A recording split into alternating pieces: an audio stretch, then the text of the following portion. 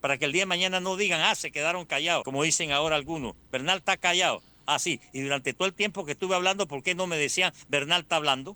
Que no ha hablado del Seguro Social hace 9 años. Me pronuncié hasta más allá de donde ha llegado esta ley, que contiene una serie de situaciones que tienen que seguir siendo debatidas. Y de los tratados de neutralidad yo me reía solito. Yo pagué con cárcel, exilio y golpiza el oponerme a esos tratados. Voy yo a salir ahora a defenderlos. No, hombre, ¿con quién creen que están tratando? ¿Creen que uno es veleta como ellos? No, señor. Para mí los principios, yo eso aprendí en mi casa. Los principios son los principios. Y yo sí creo que nosotros podemos salir adelante como país, pero primero tenemos que aprender a saber vivir en un país con instrumentos, herramientas democráticas que no los tenemos. Hoy por hoy la participación ciudadana no existe.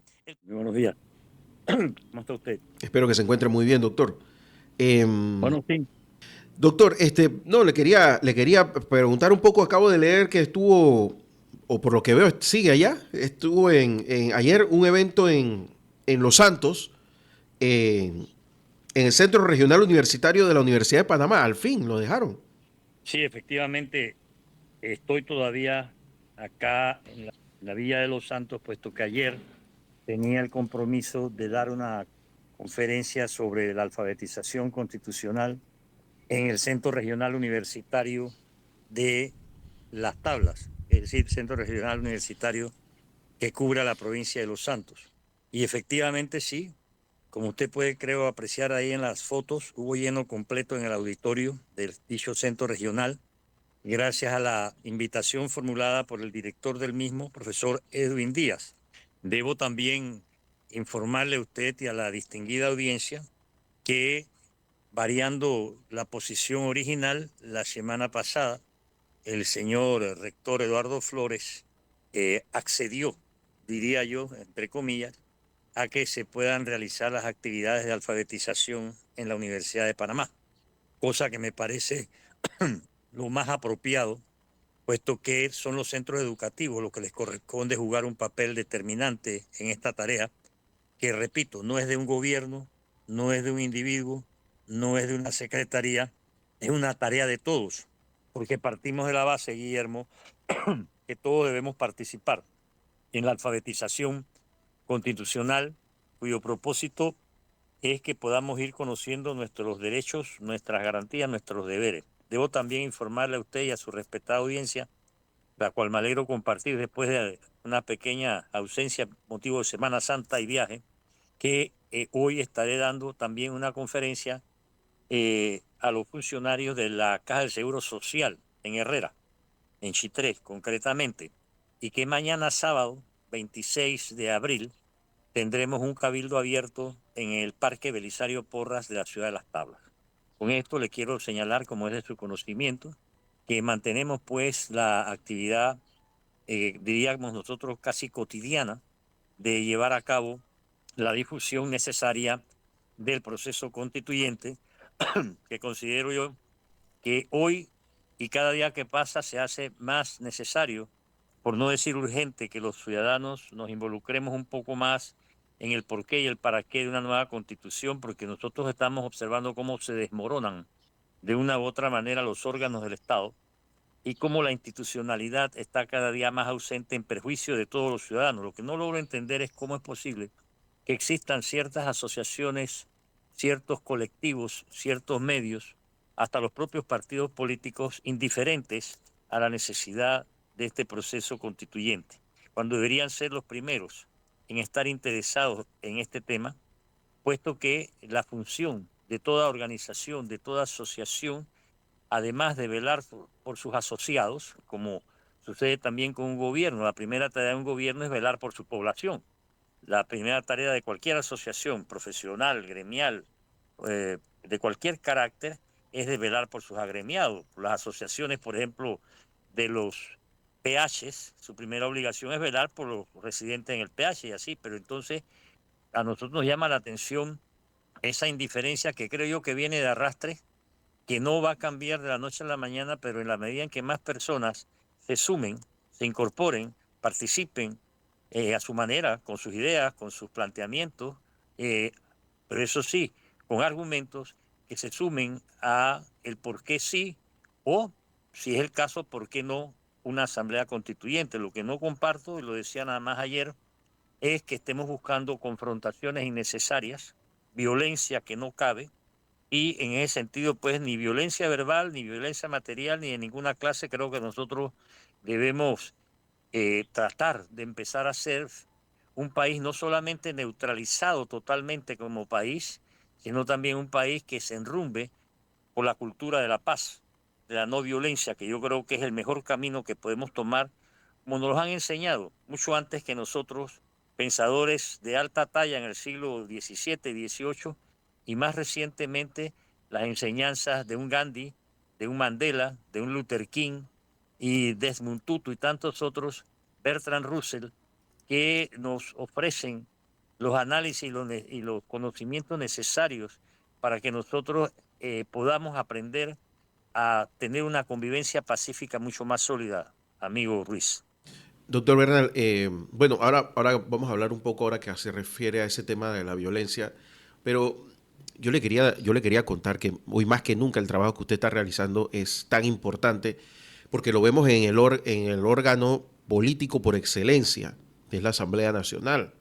Que un diputado tenga que poner un proyecto de ley o tratar de prohibirlo para que se explique qué es una amnistía, qué es un indulto o esos instrumentos denota la falta de claridad en nuestra Constitución.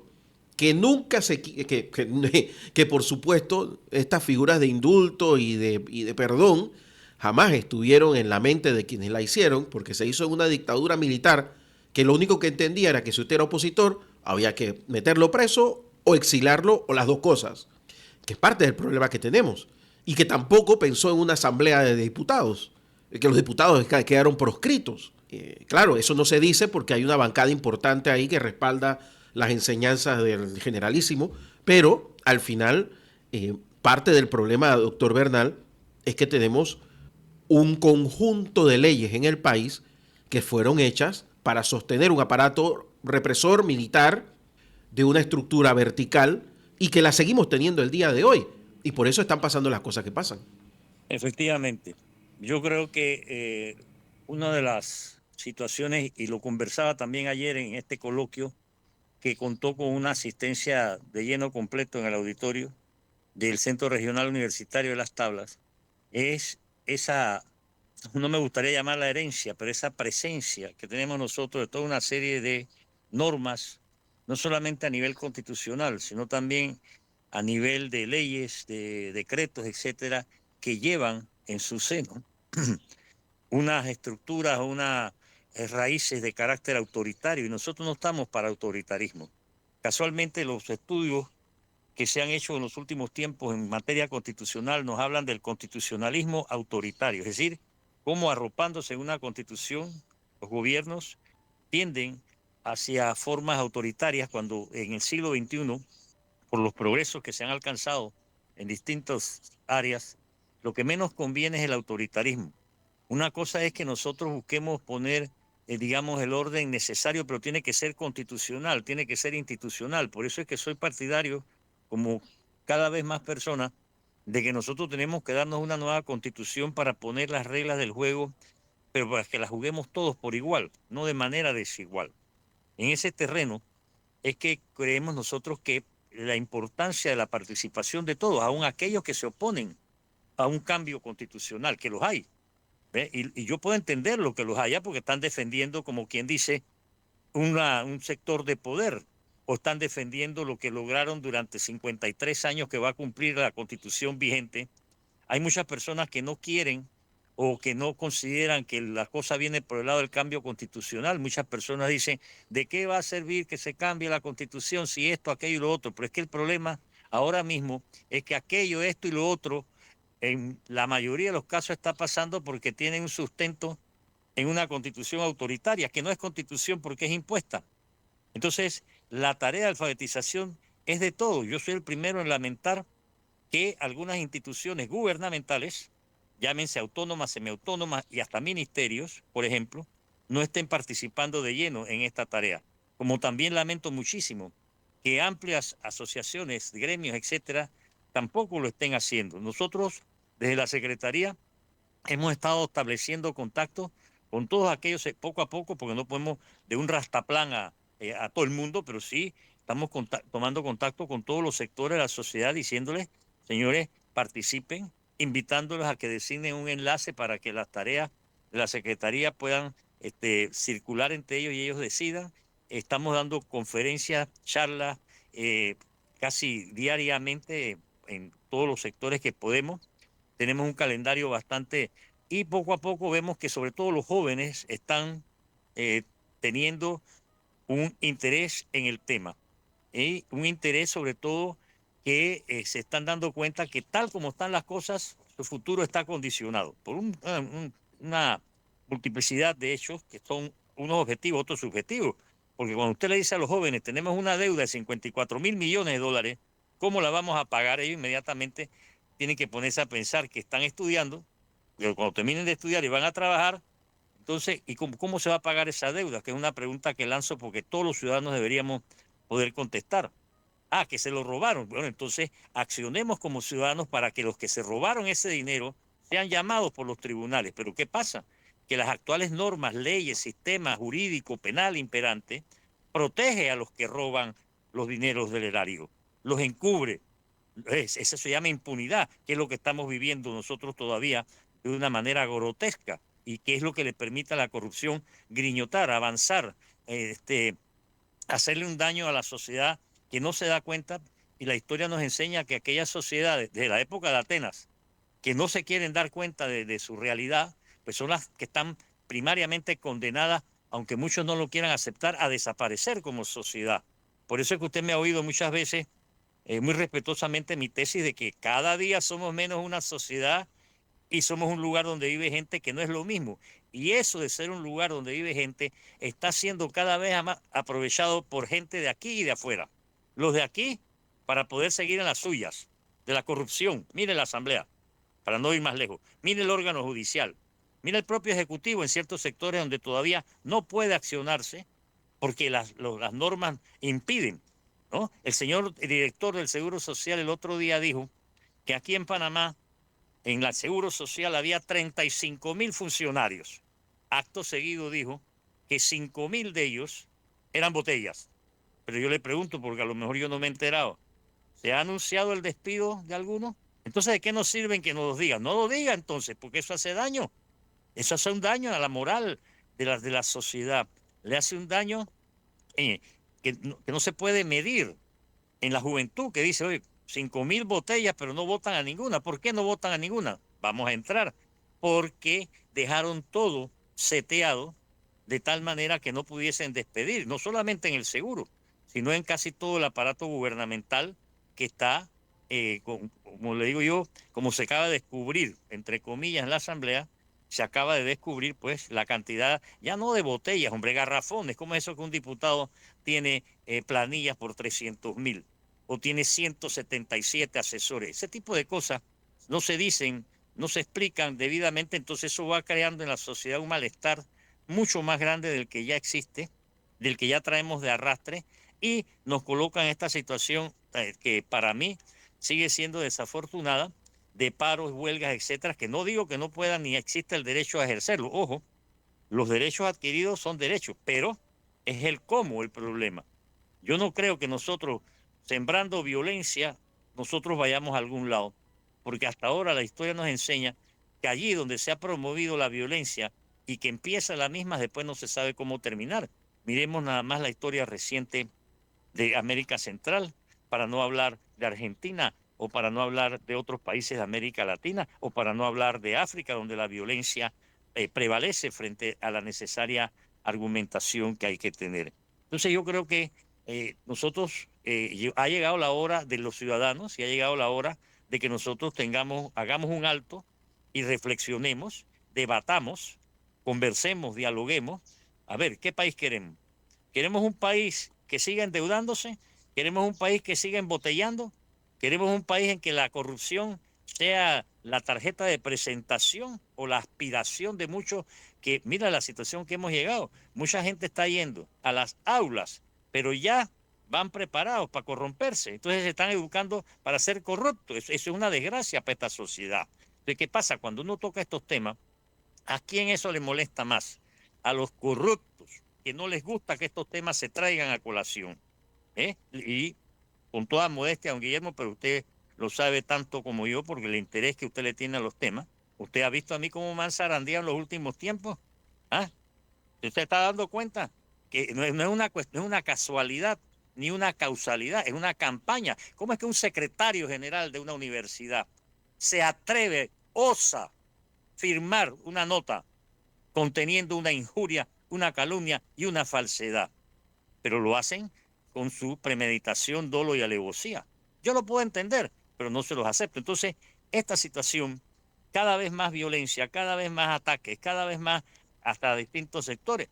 Y ya hemos llegado a un punto en que, por ejemplo, aquí, como digo yo, se ha perdido el principio de autoridad, se ha perdido la autoridad del principio y me preocupa de sobremanera que aquí no se respeta ni al Papa, que bueno, que acaba de fallecer, pero no se le da el respeto a la majestad del cargo, como tampoco se le da el respeto a ninguna, por el camino que vamos, pues, a las cosas que tenemos que respetar. ¿Qué es lo primero que nosotros tenemos que respetar? Nuestra dignidad como ciudadanos. Y del momento en que estamos aceptando seguir con una serie de normas, porque ojalá fuera solo la Constitución, ojo, la Constitución es la matriz, para mí, de la corrupción y de la impunidad, y de un sinnúmero de cosas. Pero la cantidad de leyes, ahí se acaba, felizmente, no la he podido leer, pero vi que se aprobó la ley que cambia esta cuestión de los jueces de paz. Voy a leer la ley, ojalá que esa ley haya contemplado todas las aristas de un problema que está haciéndole un daño grande a la sociedad, porque los jueces de paz ni son jueces ni son de paz, ¿no? Pero ahora escuché que dice que el requisito sine qua non ahora va a ser que tengan una licenciatura en Derecho.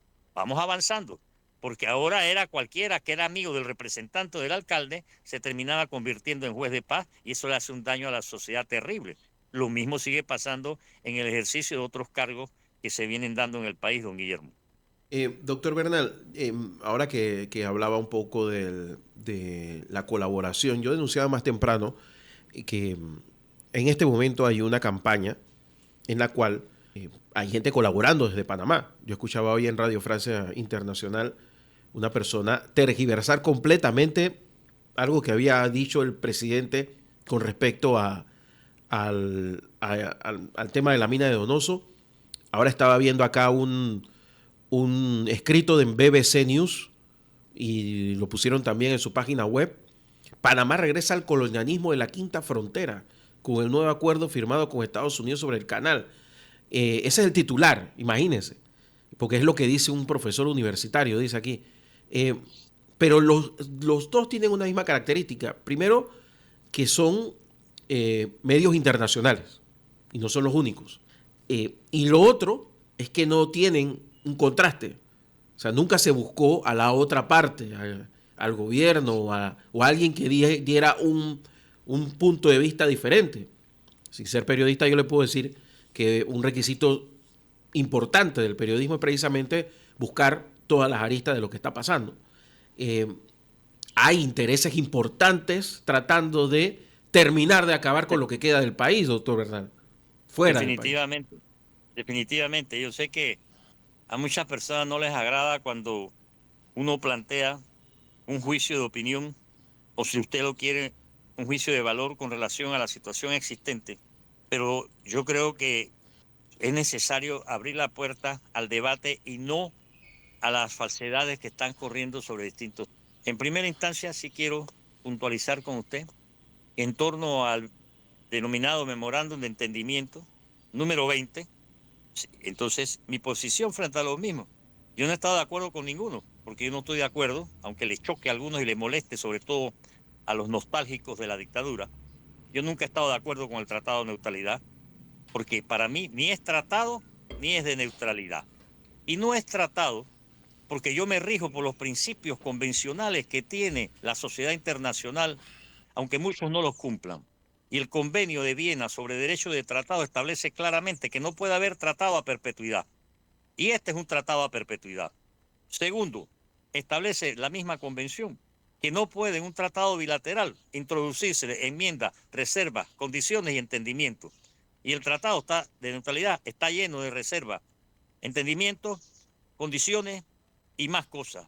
Por otro lado, esas reservas de entendimiento, memorándum, condiciones, fueron introducidas en marzo del 78, cuando en Panamá, bajo la dictadura, se nos dijo que aquí se había aprobado los tratados, pero no contemplaban esas enmiendas. Sin embargo, aquí, para salvarle la cara a la dictadura, se ha querido hacer del Tratado de Neutralidad un tótem, dejando a un lado los principios del derecho internacional que nos convienen a nosotros, y por eso no ahora, llevo décadas invitando a mis compatriotas a que lean la obra del doctor Julio Linares sobre el Tratado de Neutralidad concerniente a Panamá. ¿Por qué? Porque es una obra que nos brinda el antes, el durante y el después de dicho instrumento, que hoy vuelve a traerse a colación para que los que están a favor y los que están en contra se deleiten, confundiendo más a la población en un tema en el cual nosotros deberíamos estar más claritos que el agua de tinaja.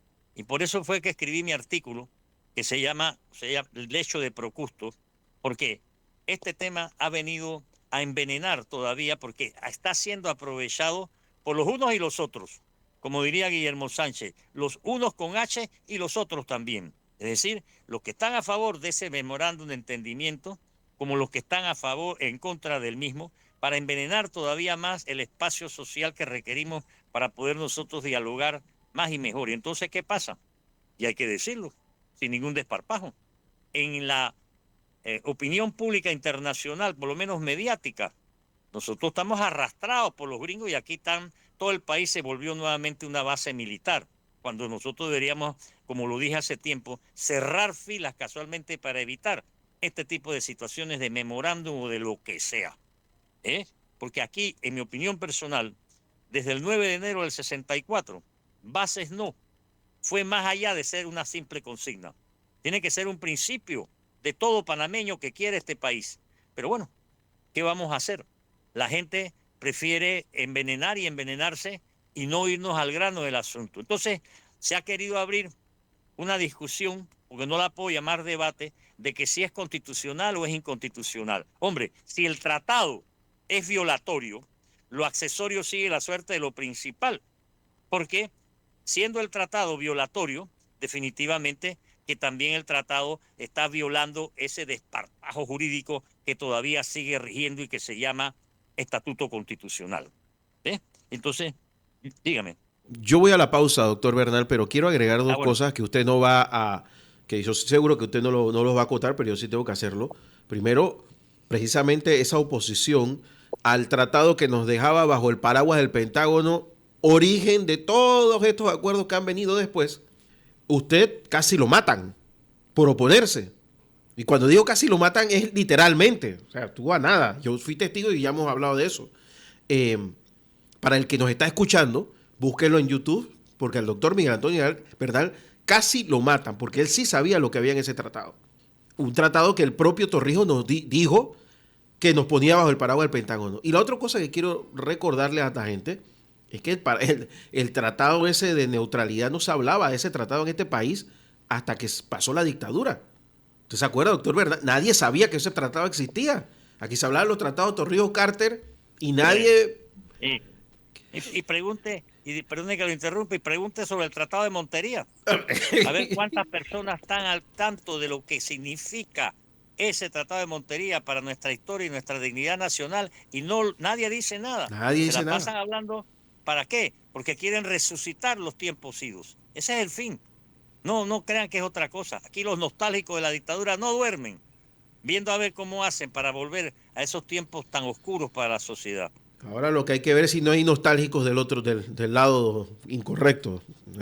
Siempre lo ha habido. Desgraciadamente aquí ha habido, por decirlo así en términos populares, gente demasiado gringuera. Sí. Quítale el demasiado también. Demasiado gringuero. Así mismo es. Doctor Bernal. No panameños ante todo, que es lo que nos corresponde, pero es que aquí se sofocó la identidad nacional, se asfixió por ejemplo, el derecho a decir soy panameño y de ser orgulloso sin caer en chauvinismo, sin caer en xenofobia, sin caer en patrioterismo. Nosotros tenemos que aprender a desarrollar nuestro sentido de pertenencia como individuos y como colectividad.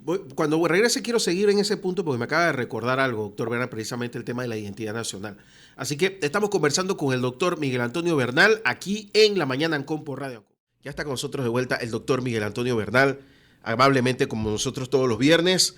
Ha estado unos días de viaje y también en temas de Semana Santa, pero ya retomamos la conversación. Y doctor Bernal, mire, yo tengo años de estar en una campaña en medios de comunicación tratando de que en Panamá tengamos un verdadero museo de historia. Un museo de historia donde se cuente realmente la verdad de este país. Yo el otro día, yo he ido a varios museos, no voy a entrar porque no quiero ofender tampoco, pero cuando se cuenta la situación que ha vivido Panamá, se da da la impresión de que hemos tenido incidentes con Estados Unidos y que hemos tenido, pues, algunos temas muy puntuales y da la impresión de que el resto del tiempo Panamá ha sido feliz con lo que ha estado. O sea, en Panamá no se habla absolutamente nada del movimiento inclinario. En Panamá no se habla absolutamente nada de las siembras de banderas, las diferentes, que no fue una ni dos, fueron varias. No se dice por qué el Puente de las Américas se llama así, que aquí le pusieron otro puente, creo que todavía por ahí debe estar la placa, le pusieron un nombre gringo. Y así hay un montón de cosas que a propósito, doctor Bernal, se han querido ocultar. Se han querido ocultar porque aquí hay gente que sabe que sus antifamiliares y todo lo demás tuvieron una posición entreguista y antipanameña durante décadas. Y entonces, claro, se enteraron y no quieren que la gente sepa la verdad en este país, pero ya le digo, es casi imposible hablar del tema de un museo de historia en Panamá, porque una vez hay una excusa que no, que mejor esto así, que esto lo otro, no, que el museo del canal interoceánico, el museo de los pajaritos, no, en la historia de Panamá. ¿Cuándo vamos a hablar de la historia de Panamá? Efectivamente, yo creo que eso lo he planteado por años, por décadas. El problema que nosotros tenemos como sociedad, que todavía somos, cada vez menos, en mi opinión, la ausencia de una memoria histórica. Porque aquí los factores reales de poder, que usted lo acaba de decir, han tratado de tergiversar o ocultar o desviar la realidad de la historia. Llega la dictadura y entonces decían que todo lo que había pasado antes del 68 no servía de nada y que solo servía lo que ellos estaban haciendo, y así nos hemos quedado, porque aquí se dejó de enseñar relaciones de Panamá con los Estados Unidos por el miedo de algunos de que se supiese la verdad de lo que había en esa situación histórica que nosotros hemos vivido, y ahora vuelve lo mismo en esta situación en que nos encontramos, y eso es aprovechado. Mire, los países, y esto se ha dicho hasta la saciedad, no tienen amigos, tienen intereses. Nosotros, frente a un montón de países, nosotros somos unos liliputenses frente a estos gulliveres. Entonces, esos países, no solamente Estados Unidos, intentan de una u otra manera aprovecharse de nosotros. Desde el día cero, desde el día que aquí se decidió que nosotros íbamos a hacer una vía de tránsito en la época de la colonia, nosotros venimos siendo expuestos a una serie de situaciones que crean más desigualdad, y eso ha perdurado porque no hemos sabido actuar. Y por eso entonces nosotros decimos, conoce tus derechos, conoce tus deberes, conoce tus garantías, conoce tus instituciones, sé ciudadano. En la medida en que uno va aprendiendo a conocer estas cosas, uno se va dando cuenta de qué lado se puede caminar con la historia y no contra ella, como se intenta hacer aquí y ahora, a un precio de cada vez más violencia, sea esta verbal o sea esta material, y que pues nosotros consideramos que es extremadamente riesgoso. Entonces, yo quiero también puntualizar algo, con su permiso, don Guillermo, si me lo permite. No solamente sobre este tema, porque le decía, Tratado de Montería. Haga una encuesta. ¿Cuántas personas en este país pueden hablar 2 minutos sobre lo que es el Tratado de Montería? Una de las consecuencias nefastas para nosotros de este Tratado de Neutralidad, que ahora nos lo quieren vender como si fuera la divina guayaba. Por eso es que quiero dejar claramente, no de ahora, desde el día 1. ¿Cómo voy a estar yo de acuerdo con un memorándum de entendimiento? Ah, no, porque lo hizo el gobierno de Mulino. Bueno, ese es el gobierno de Mulino, ¿me entiendes? Pero yo tengo mi posición como ciudadano y como panameño. Y yo se la expresé claramente al señor presidente de la República y no he tenido ningún contratiempo con él. Entonces, lo que pasa es que aquí quieren echar leña y leña al fuego porque quieren crear situaciones. Entonces, ¿qué pasa? ¿Cuánto tiempo llevamos pidiendo una constituyente? Y ahora llega el presidente de la República y dice, encárguese de hacerla. Ah, entonces empiezan a tirarle todo tipo de obstáculos, simplemente porque ¿a quién le temen? A la constituyente. ¿Por qué le temen a la constituyente? Porque la constituyente es el poder ciudadano. ¿Y qué es el poder ciudadano? El empoderamiento de todos los que vivimos en este país para poder separar el grano de la paja, que es lo que no quieren que la gente aprenda a hacer. Y con relación a esta situación que se ha generado desde hace unas 48, 52 horas, 56, las que usted quiera, con relación a la Universidad de Panamá por unas declaraciones del señor presidente de la República. Permítame decir lo siguiente a ustedes, a la audiencia, antes de que empiecen también a envenenar más el pozo. Yo me he dedicado medio siglo como profesor universitario en la Universidad de Panamá. Yo no me he ido a las universidades privadas. He enseñado en algunas de ellas cuando me lo han permitido, pero mi dedicación fundamental, mi vocación y mi convicción ha sido en la Universidad de Panamá, porque la Universidad de Panamá es para mí, sigue siendo, ha sido y deberá seguir siendo la universidad. Pero eso no me lleva a mí, como le consta a los que siguen las cosas, a callar frente a las arbitrariedades y las extralimitaciones de funciones que se perpetran en esa casa de estudios de hace rato. Y eso fue lo que me llevó durante 25 años a oponerme a la rectoría del señor García de Paredes, que se reelegía y cambiaban las leyes y volvían a meterla, haciéndole un daño mortal, como lo estamos viendo a la Universidad de Panamá. Y es lo que me ha llevado también a oponerme a las pretensiones reeleccionistas del actual rector y a ciertas arbitrariedades de determinadas funcionarios de esa universidad. Pero eso no me lleva a mí a desconocer el papel, el rol, la importancia, la trascendencia que tiene la Universidad de Panamá y que debe tener. Y por eso es que es necesaria la participación también, para que los universitarios, yo le pregunto a mis estudiantes de segundo año, Guillermo Ruiz, de segundo año de Derecho, ¿han leído ustedes la ley de la universidad? Ni uno solo levanta la mano. ¿Han leído ustedes el estatuto universitario? Ni uno solo levanta la mano. Y entonces yo les pregunto, ¿y cómo entraron ustedes aquí a estudiar Derecho si no conocen el lugar donde van a estar 4 o más años de su vida?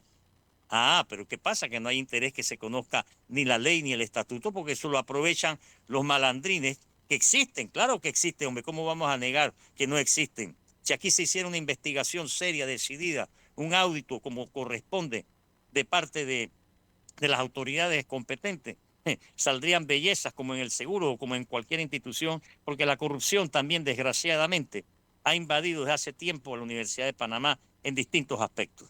Pero eso no me lleva a mí a desconocer, a pesar de que, como le digo a mis estudiantes, se ha corrompido, sí, pero aún así sigue siendo y debe seguir siendo la universidad. Pero no hay participación. La mayoría de los grupos estudiantiles están emplanillados, hombre, eso no es un secreto. Lamentablemente el movimiento estudiantil se ha ido distorsionando de su papel, ¿no? Ya no estamos frente al movimiento estudiantil de la década de los 60 o de los 50. Estamos frente a un movimiento estudiantil controlado, supeditado a lo que desean las autoridades universitarias, sobre todo en la colina. Entonces, todas esas cosas van afectando el proceso de enseñanza-aprendizaje, pero que los estudiantes tienen derecho a tener sus organizaciones estudiantiles, sus movimientos, etcétera, sí. Pero en lo que no estamos partidarios, no estamos de acuerdo, es en la violencia. Eso es todo. Ahora a algunos les molesta que uno diga que no está de acuerdo con la violencia, pero por favor, tenemos que ser claros. Tenemos que debatir con argumentos. Yo creo que se gana mucho más, ¿verdad? Si nosotros abrimos el campo universitario al debate, a la discusión real y efectiva con argumentos. Miren lo que pasó el otro día en la Facultad de Economía. Le entraron a martillazos, entre comillas, dirigente estudiantil, le entró a martillazos a otro. O sea, ¿a dónde queremos llevar las cosas? Ah, no, ¿qué? No, por favor. Eso empieza así. Y es que no es que, y si no se pone un coto a ese tipo de práctica, la cosa es peor. Entonces, que no confundamos las peras con manzanas en cuanto al rol, el papel, la trascendencia que ha tenido y tiene que seguir teniendo la Universidad de Panamá. Pero para poder sentirnos orgullosos como debemos de esa Universidad de Panamá, tenemos que poner el dedo en la llaga y exigir que se solucionen las cosas que no se están solucionando debidamente. Los negociados, la corrupción, las botellas, la tergiversación de los concursos de cátedra y muchísimas cosas que venimos denunciando desde siempre. Y no vamos a dejar de hacerlo, porque nuestra tarea como educador no es solamente limitarnos en el aula a impartir teoría y doctrina o jurisprudencia sobre determinados temas, es también tratar de rescatar una serie de valores éticos, democráticos. El problema nuestro es que no hemos logrado nosotros aquí en Panamá hacer vamos a decirle, un proceso de transición hacia la democratización. Y lo que decíamos al principio de este programa, ¿verdad? Las veleidades autoritarias todavía están y algunos las tienen. Otros las tienen más que otros, pero eso es porque el entorno se presta para tal propósito. Mira el lenguaje que se está utilizando en las redes sociales para abordar determinados problemas. La personalización de los problemas despolitiza a la sociedad. Ataquemos con argumentos. No, se van por las ramas a decir cosas que no creo que aportan, y sobre todo los jóvenes entonces ven o leen, porque ellos comentan con uno en clase. Profesor, mire lo que están diciendo aquí de tal cosa. Profesor, mire lo que le están diciendo acá de tal otra. Los jóvenes no son tontos. Hay tontos, como los hay en toda sociedad. Pero los jóvenes están más claros que muchos que hoy pregonan la necesidad de la violencia y la confrontación, que no nos va a llevar absolutamente a nada, lo cual no quiere decir que los derechos conquistados, que son irrenunciables, no se puedan practicar debidamente por parte de todos nosotros, como el derecho a disentir, como el derecho a expresarse, como el derecho a organizarse, que son derechos ya deberían ser consuetudinarios, pero en un país donde ni el habeas corpus funciona, donde una presidenta de la Corte tiene que alquilar un carro por 70.000 balboas, carro blindado que no tiene ni siquiera el presidente de la República ni nadie en este país, ¿para qué? ¿Ah? Cuando una Corte Suprema, en lugar de hacer lo que tiene que hacer, está pensando en el chen de los 4.000 mensuales que lograron obtener a través de subterfugios que jamás debieron acordarse. ¿Y qué reacción ha habido de la ciudadanía contra eso? ¿Ha habido algún paro, alguna huelga frente a esa situación? ¿Ha habido alguna reacción de los partidos políticos, de las asociaciones cívicas, etcétera? No la hay. O sea, estamos nosotros. Entonces, fíjese la contradicción. Nadie habla aquí del golpe de Estado que se está perpetrando en Estados Unidos, porque eso es lo que está pasando en Estados Unidos, por si no lo queremos saber. Hay un golpe de Estado institucional, técnico, diría Curcio Malaparte, porque el presidente ha llegado acompañado de una serie de gente que no son institucionales a decidir una serie de cosas que tiene no solamente al mundo crispado, a su propia población, y ya se empieza a notar. No, pero aquí nosotros estamos haciendo y diciendo y volviendo y no nos damos cuenta que nos tienen, como el caso ese que le conté, creo que la vez pasada, de las liebres que estaban jugando en el campo, ¿verdad? Y escucharon unos ladridos y se pusieron a discutir entre ellas que si eran galgos o podencos y jamás supieron, porque los galgos o los podencos se las comieron. Así estamos nosotros. No nos estamos dando cuenta de que aquí viene una ola de situaciones para la cual no estamos preparados y tenemos que prepararnos. Y yo, así sea el único, con todo respeto, seguiré creyendo que la salida más democrática, salvo que alguien me demuestre otra, sigue siendo un proceso constituyente democrático, para que la decisión sea de todos y no de unos cuantos, como ha sido siempre en la mayoría de los casos en este país. Y el mejor ejemplo de eso es casualmente el Tratado de Neutralidad, sobre el cual hablábamos hace un momento atrás. Nosotros tenemos años de tener pequeños grupos que se han vuelto únicos en la beligerancia puntualmente. Porque no sé si usted recordará que aquí hubo un gobierno donde no pasó nada. No hubo una manifestación, no hubo un problema. Los originarios eran felices. Todo el mundo iba a China a tomarse fotos con Xi Jinping. Viajes, embajadas. En muchos casos, doctor Bernal, uno se da cuenta de que, salvo cuando es por agua o luz o alguna cosa comunitaria, la mayor parte de los cierres de calle y movimientos de protesta no son orgánicos. Tienen un fin político detrás, que le venden a uno otra cosa, ¿no? Definitivamente. En eso muchos no van a compartir la teoría, pero aquí hay una lucha por el poder, hombre. No nos debemos engaño. Eso empezó, para no echarnos más para atrás, eso empezó el año pasado en febrero. Aquí esa lucha por el poder